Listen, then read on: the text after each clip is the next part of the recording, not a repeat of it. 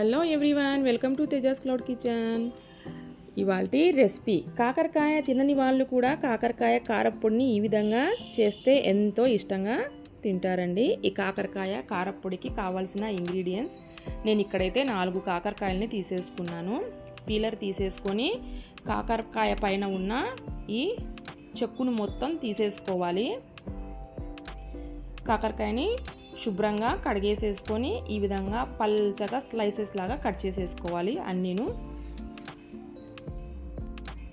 నేనైతే ఇక్కడ తెల్ల కాకరకాయ తీసుకున్నానండి.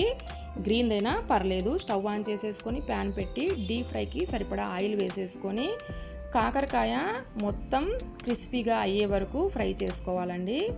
కాకరకాయ ఫ్రై అవ్వాలంటే కొద్దిగా టైం పడుతుందండి.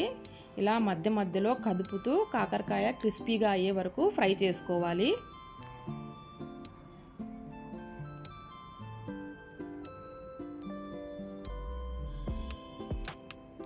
కాకరకాయ అయితే క్రిస్పీగా అయిపోయింది. ఒక ప్లేట్లోకి తీసేసుకోవాలి.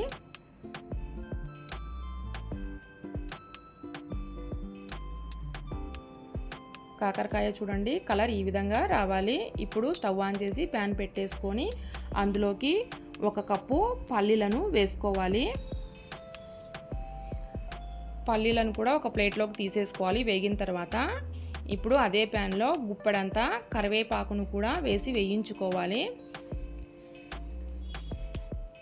కరివేపాకు కూడా క్రిస్పీగా అవ్వాలి అంటే కొద్దిగా ఆయిల్ యాడ్ చేసేసుకొని వేయించుకోవాలండి.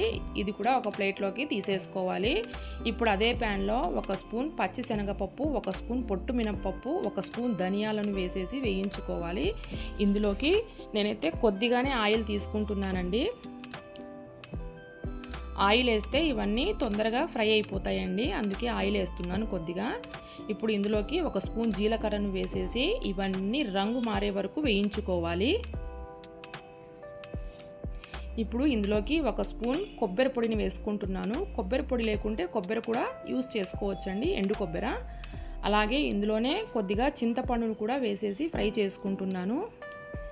ఇప్పుడు 1/2 స్పూన్ పసుపును కూడా వేసేసి ఫ్రై చేసుకుంటున్నాను.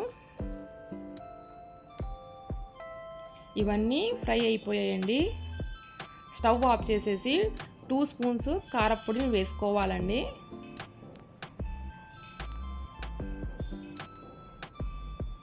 ఈ ప్యాన్ వేడికే కారప్పొడి కూడా ఫ్రై అయిపోతుంది. ఇప్పుడు మిక్సీ జార్లోకి మనం వేయించుకున్న పల్లీలు, శనగపప్పు, మినప్పప్పును కూడా వేసేసుకొని రుచికి తగినంత ఉప్పుని కూడా యాడ్ చేసేసుకొని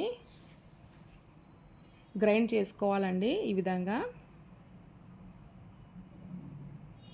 ఇప్పుడు ఇందులోకి వెల్లుల్లి, మనం ఫ్రై చేసి పెట్టేసుకున్న కాకరకాయ,